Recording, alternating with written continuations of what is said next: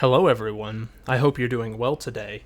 Today, we're going to talk a little bit about the new Duchess effects that came out. Now, before we begin, there's a couple that I did not mention when I made the original video about 2 months ago, and so at the end of the video, I'll go over those too. Another note, some people have asked me to cover other characters. Look me in my eyes. No, no, I will not cover other characters. My personal opinion is that if you're going to make a guide or something similar for a character, you should probably spend a lot of time experimenting with that character and really getting to know them. I'm not going to make a guide video for a character that I've played 10 minutes and then made a slop guide for, okay? You might agree or disagree with my opinions on Duchess, but at the very least I can say I spend a ton of time on the character and I'm constantly trying things out. So, no, I will not do that, respectfully. Anyway, so we have three new unique effects, and the unique effects are the specific ones we're going to go over today. We have two that affect stat layouts, which is super interesting, and then we have this last one right here that might maybe be the most broken thing ever. And if you don't want to agree with me that it's super good and super broken, you gotta give it to me. This completely makes new playstyles for Duchess. It's amazing. We'll get to it eventually, though. So, let's first go over the stat ones. I haven't had this Faith one here drop for me yet. So, every single character has effectively a stat allocation to each single stat, right? And so, that's what these effects are changing for every character that has them. And so, what this first one does, or the first that I'm covering, is improved mind and faith, but reduce intelligence. So, mind is increasing by 3, which roughly gives you about 15 more mana points, if I'm correct. Faith is getting a very significant bump up to 13. So the stat is going from 27 at level 15 to 40. Okay, that's a very significant jump. And then intelligence is getting hit for 5. It's going from 42 down to 37. So this one's really cool. I really wish that I had gotten the chance as so far to actually play around with this one, but I've done a bunch of runs and the game just hasn't given it to me. Essentially, it's kind of trading what her best spell casting ability is, going from sorceries to incantations. This is really interesting because even before this stat effect came out, incantations are kind of an unexplored frontier on Duchess. Even though she's not doing as much damage as Recluse and Revenant, which both have an S in the Faith stat, she was still able to do a lot of really interesting things and a pretty significant amount of damage, even though she had almost half as much Faith on paper. And that a larger amount of that, similar to other weapon classes, has to do with her dodging, her restage, and how you can essentially force things that she wasn't really made for to work with her, even though she's not doing the most damage of any character or any weapon, spell, whatever the case might be. And so, yes, this does leave the stat at 40 faith in comparison to, if you didn't have it on, 42 for intelligence. So it's technically not quite as high, but there's so many incantations that have a ton of use on Duchess that I still think that in theory that this should be an amazing effect. So, for example, Catch Flame. You fighting something that's fire weak, amazing amount of damage. Bestial Sling, a character like Recluse actually doesn't like Bestial Sling all that much, unless there's Recluse mains in the comments that want to correct me on this. But the reason is because she can't get back mana with Affinity Residue. Now, granted, I could see that being a positive if you're trying to get specific effects and you just want to throw out a quick attack, but from what I've seen from people like Cyrobe, the physical damage spells are not very advantageous on Recluse. But something as quick as Bestial Sling is really interesting on Duchess. Now, the reason for this is that you can kind of pump out quite a lot of damage with this spell. Let me just grab it real quick. Because the interesting thing about the dagger moveset for Duchess is that The third and fourth hit have their damage split and are also slower than the first and second hit, respectively. So something that you could do is you could go for like a running bop 1-2, bop 1-2, and potentially rewind a whole bunch. And so it's pretty good damage up close, and it's also not committal at all. So very interesting synergies can be found all over the place. There's also plenty of incantations that do a ton of damage that being able to restage them would be fantastic. So, for example, you could have something like, what is it, Burn of Flame. This right here is a GG button for things that are weak to fire. And even things that aren't. This is just unbelievable when you get it, right? Now, granted, there's a lot of good fire spells, but you get my point. Like, imagine this and then restaging it. Like, that's really good. So, or say, like, I just passed it. The Flame of Frenzy, this spell, like, it's amazing, needless to say. And so restaging all of the damage, all of the stance damage that this does is fantastic. So even though I haven't really been able to play with this one myself yet, I really, really want to give it a try. It would especially be nice on the set that I showed in last video, the FP restoration on successive attacks, being able to use some of those really high-costed incantations, or just for very prolonged periods of time, and then using a dagger or whatever your preferred weapon is to get that mana back. And so even if you're doing a run where you don't get many Starlight Shards or something on those lines, you'll still be able to keep up the pressure regardless. So even though I haven't been able to play around with this one, I'm very excited for its implications. I already thought incantations were really cool on Duchess, and now there's even more reason to try them out. Going back to the list, we have this one here. This is an amazing effect. Improved vigor and strength, reduced mind. Now, it's worth mentioning that the amount of mind that you lose is very significant. So if we walk out here, right, I have no relics on, as you can see, right? And at level 15, I have 180 FP, right? That's her base at level 15. But if we go and put that effect on, now granted, some of these stats are going to be affected slightly. Let me do this, actually. Let me make a preset and then take all of the others off, just to show that. So this way, because like the Fogel Relic was increasing my endurance, it was making my stamina bar bigger than it would be. You can see that we just took a gigantic blow to our mana. We're down 70 points. That is a lot. So what are we getting if we just almost shaved off half of our mana bar? It's increasing our HP by 3 stat allocations, which plus 3 equates to 60 health. So we went from 860 to 920. Quite nice. But more importantly, we got 24 allocations into strength. Believe it or not, Duchess was the character that had the lowest strength in the whole game. And the reason that I think they did that is because of a synergy like this here, where Duchess has this amazing dash that allows for some of the weapons like Colossal Swords, which have an amazing dash attack, to essentially be neutered on her. She's only doing like half as much damage as Raider with this setup, just about. And so, like, I'm going to pull out Raider and use the exact same weapon so we can see some damage differences here, right? So Raider has the highest strength by a country mile. He is, in fact, built like a refrigerator, so I guess that makes sense. He's really one of the bumpkins, which, that's coming from me. I am, in fact, a bumpkin, so no slights have been given.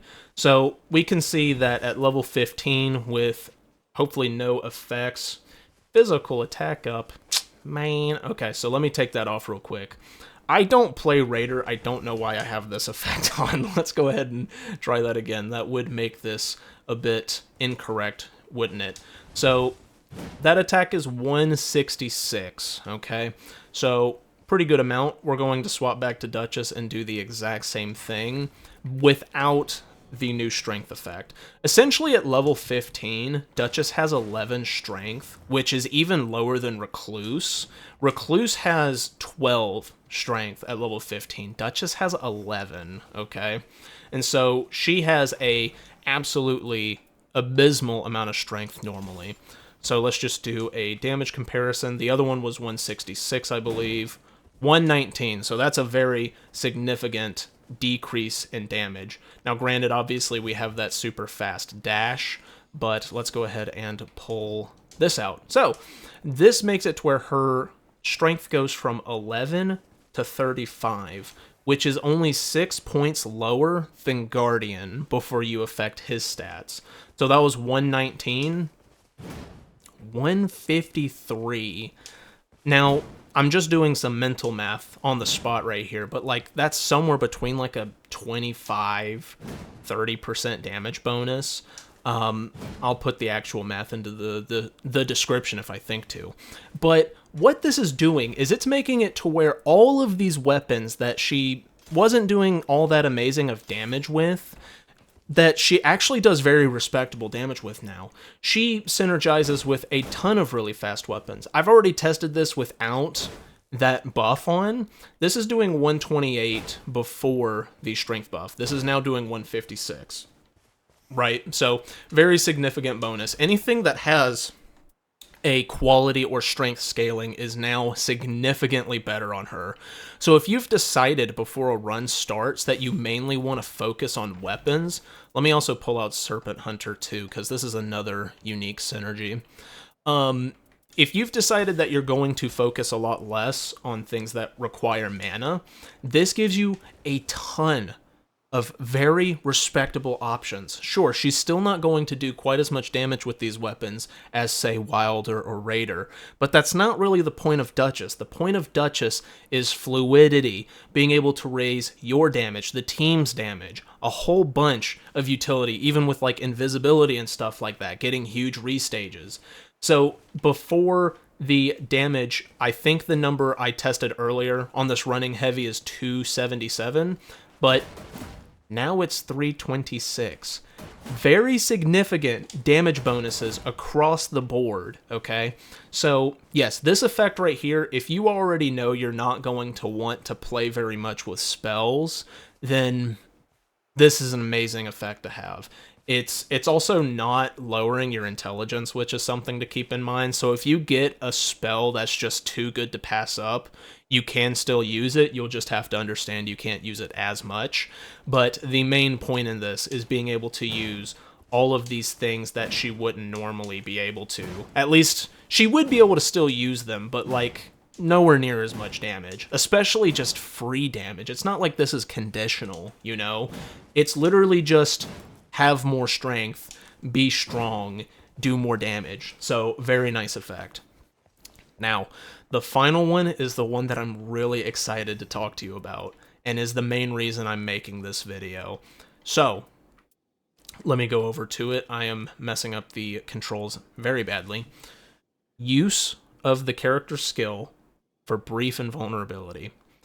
When these effects were getting leaked, I think a lot of people thought that this one was going to be pretty useless, because it's like, she's already the dodge character. She has so many ways of dodging and never getting hit, pretty much. So, what's the point? Well, the thing is that at 30 frames per second, this is from the spreadsheet, the goated spreadsheet. At 30 frames per second, this gives you 12 frames of invulnerability. Okay, so a pretty significant amount. Her backstep is 6, if I'm not mistaken, so twice as much as her backstep. But here's the thing that you've got to keep in mind. She has, as far as I'm aware, the only skill in the game that can have its animation overridden by other animations. So she can use this while she's in another attack. The question that you have to wonder is, do you get iframes while in attacks? Well, dear viewer, you do. You really, really do, okay? So when it comes to any spell, any weapon that is slower than a dagger, which has a harder time bobbing and weaving, right? You are able to make these things work so much better because of this right here. And even with weapons that are fast, that it's not hard to time things correctly and dodge. So I'm gonna I'm gonna do this. you get to keep doing your attack chain. Oh, I didn't have the skill ready, my bad. I'm too used to having character skill +3 on everything. So like a guard counter right here, just for example, right? Do you understand what you're able to do with this? Okay? This is quite literally... I've done already so many runs with this. This lets you do so much. It lets you charge heavies in the face of something and iframe through it. It allows you with Carrion Sorcery, the Carrion Slicer, you can hit them like 15 times, and if they even think about hitting you while you're doing your Slicer chain, just iframe it. Just keep slicering, dude. Like, you're never running out. And even if you haven't stacked up 3 seconds worth of damage, it's still so valuable. Because not only does it allow you to go for things that do a lot more stagger with complete impunity, but it also allows you to get out of true combos. So, take for example Banished Knights, right? Imagine when like you've hit a Banished Knight, and then it Hyper Armor out of hit stun, goes for, like, Storm Stomp, and then it goes for, like, the Sword Swing or something like that, and you can't get out, okay? You can. You can with this. You literally are able to get a Jail Out of Free card, similar to how Wilder does, but you get it back every 12 seconds at worst, okay? At the absolute worst, you're essentially getting a get out of jail free card every 12 seconds. If you're already in an animation, you're out of stamina, you're going for a spell that takes forever to cast, like Comet Azure, whatever the case might be, this effect is unbelievable with the amount of implications that it has. Now, granted, this dude right here hits twice. This might not be the best enemy to display this on, but like, imagine something like this, right? So, go for your easy attack.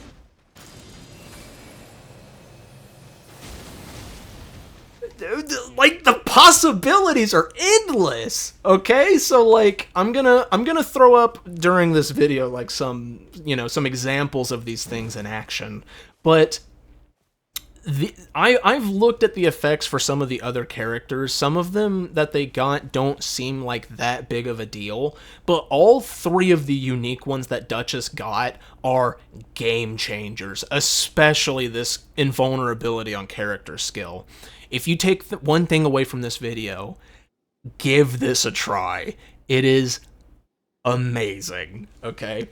Also, I want to talk a little bit now about some of the base game effects that I didn't talk too much about. Specifically this one, that I learned this from the Rusty video. Defeating enemies while art is active ups attack power.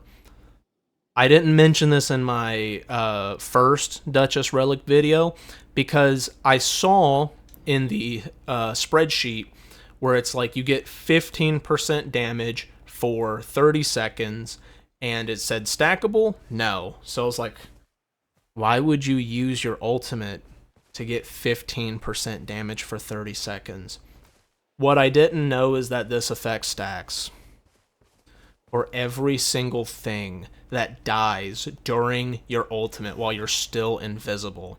Now, granted, it is worth mentioning that Duchess's ultimate seems to have just gotten a buff where it gets like around 2 seconds more invisibility, but it seems like this buff right here does not carry through to those updated invisibility, the extra amount of time, right? So even still, so like when you see like a whole bunch of crabs or a whole bunch of just super easy to kill enemies near a boss, you're able to stack an ungodly amount of attack. And each single stack has its own 30-second timer, right? So that is something to think about. You're not losing them all at the same time. They kind of decay all at this... Not all at the same time. I don't know why I'm having such a hard idea with this concept. Perhaps just the concept of being able to stack like 200 to 300 more damage is just frying my brain. But I wanted to talk about that because it, in combination with the defeating enemies, fills more of the art gauge effect. simply put, if you're running relics for damage, this is the Duchess meta. Like, I feel bad for not having tried it out in the last video because this is huge that I missed, okay? And I also recommend running improved character skill attack power on this type of build, because if you're running this effect, combination of effects right here, you're trying to destroy bosses before they even have the chance to blink. And so making the restage damage go from 50% to 60% can be the difference maker in your speed run. So, you know, if you want to be as sweaty as possible, I recommend running all of those effects. So I think that's just about it. No, actually, there's one more thing. Stop hating on the Blessed Iron Coin, okay? I hated on this relic.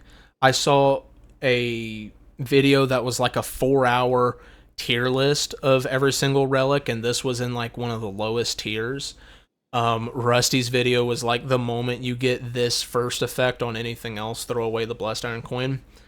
I have an objection. Not only is it, without the Deep Dark, pretty helpful to have more health, but continuous HP recovery just got a bonus from healing 1 per second to 2 per second. What's the big deal, Jaeger? The reason is because one of the new effects that can be a negative on some of your relics from the Deep Dark is continuous HP loss. Okay? This effect right here, you don't feel it really when you're regenerating 1 to 2 HP per second, but you really feel it when you're losing that amount of health. Okay? And so this right here, everything in the Deep Dark hits for a bazillion damage. The extra vigor is nice in my opinion. It's 60 extra vigor, which for this setup that I'm doing right here, which has the vigor and strength buff as well, I have 120 more vigor than base Duchess, okay? I personally like that because here's the thing.